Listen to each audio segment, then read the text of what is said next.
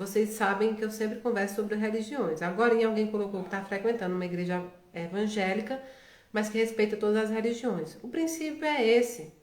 Eu sou espírita, mas eu nunca vou te dizer que você só encontrará o consolo na doutrina espírita. Não é verdade. Você pode encontrar o consolo, você pode caminhar com Deus em qualquer religião que for mais confortável para você. A religião é um instrumento para se caminhar com Jesus Cristo. Ora, é claro que a doutrina espírita, para médios como eu, para pessoas que acreditam na vida após a morte, né? Ela tem um conforto maior, porque ela consegue explicar o porquê nós passamos por isso. Mas ela é uma doutrina, ela não é uma religião, então nada te impede de ser da religião evangélica e conhecer a doutrina espírita, de ser católico e conhecer a doutrina espírita. Somos uma doutrina que só prega o amor, a fé, a caridade e o perdão. A doutrina é sempre perfeita, às vezes os espíritas é que não são, nós espíritas é que não somos. Mas a nossa doutrina é de muito, muito, muito amor. Então, na verdade, eu também fui evangélica a minha vida inteira. E me perguntam como é que eu consegui sair da igreja evangélica. Eu não saí de nenhuma igreja que eu passei. Eu fui católica e trouxe do catolicismo tudo que me foi amoroso e confortável, os ensinamentos. Eu fui evangélica e também trouxe do evangélico tudo isso também. Eu não deixei de ser nada. A minha doutrina é espírita. Sem caridade não há salvação. Mas eu costumo ainda ir culto da Congregação Cristã do Brasil, que é a igreja que eu era e que minha mãe frequenta até hoje, muitos, muitos anos, né? É batizada lá. Então, eles costumam ter muito respeito também. É uma religião, é uma igreja que tem muito respeito, muito respeito. Pelo menos a minha experiência foi essa. E todas as igrejas, né? Todas as igrejas também têm esse ensinamento de respeito, de não julgamento, né? De não acreditar que há só que ainda há só um caminho, né? Há muitas moradas na casa do meu pai, não é? Muitas moradas, é assim que Jesus disse. Então há muitas moradas mesmo.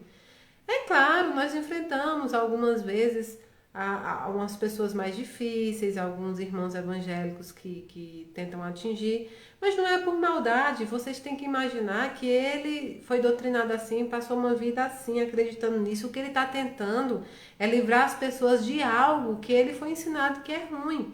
Então, quando eles atacam muito assim, não há em mim nada a não ser assim, amor mesmo, porque eles estão tentando alertar, eles estão tentando alertar vocês de uma coisa que eles acham que é errado.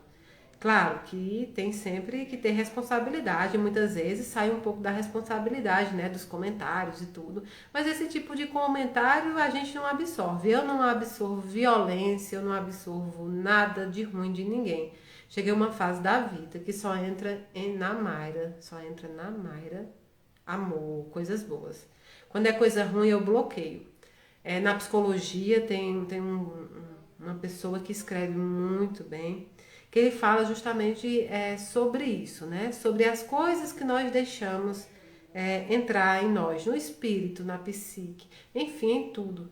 E ele diz, por que a gente tem a tendência a deixar de entrar, né?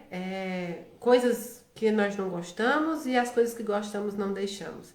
É a tendência do ego, né? Da vaidade da gente. A doutrina espírita, ela não foi considerada, colocada como uma religião por Kardec, justamente porque o que Kardec e junto com os espíritos queriam é que essa consciência da vida após a morte fosse colocado para todos, sem exceção. A doutrina espírita é muito universal. Ela não julga, ela não faz acepção se você conhece a doutrina ou não. Ela está ali pronta para propagar. A gente diz que a gente tenta propagar a doutrina espírita, o consolo e o conforto. Então, se você já é espírita, não tem problema, não há necessidade de ter outra religião, não. Você é espírita, assim como a Mayra. Eu tenho muito respeito por todas as outras religiões. E frequento ainda, gente, culto, frequento missa. Sempre que tem um desejo no meu coração, eu vou em qualquer lugar que o meu espírito deseja estar, que encontra paz. Qualquer um, não importa, sem medo de julgamento, sem medo de qualquer coisa do tipo. Sempre fui muito bem tratada. Algumas coisas que acontecem são mínimas e é internet. As pessoas ficam mais corajosas na internet. A internet às vezes é fruto de, né? É fruto de de uma coragem porque fica-se atrás do computador e joga-se muitos comentários sem responsabilidade.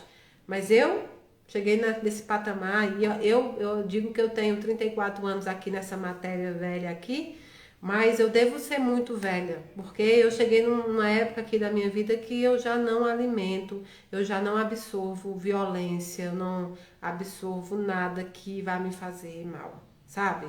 Eu consigo escutar todas as críticas relativas ao trabalho e até a mim como pessoas. O que eu não entendo é que as pessoas, uma parte delas nem conhecem, né? Não conhecem a Mayra, não conhecem o trabalho, fazem os seus julgamentos aí, né, da forma que tem que fazer e jogam isso. Então, muitas vezes eu fico pensando, olha que coisa. Há poucos dias, tudo que se coloca, todas as mensagens que se colocam no YouTube e no Instagram eu leio. Mensagens boas, mensagens ruins. O que fica dentro de mim é o que precisa ficar, o resto é esquecido. Mas uma pessoa escreveu no YouTube e apagou. Só que fica para o moderador que sou eu. E eu li aquela mensagem da pessoa. Ela assistiu um recado num dos meus vídeos. E ela me fez uma crítica bem pesada mesmo. De que esse recado... Ela fez a pesquisa da vida da família. Ela própria fez essa pesquisa. E disse que o recado estava publicado em algum lugar. Enfim, ela apagou o recado, eu não pude nem responder. Aliás, eu não iria responder.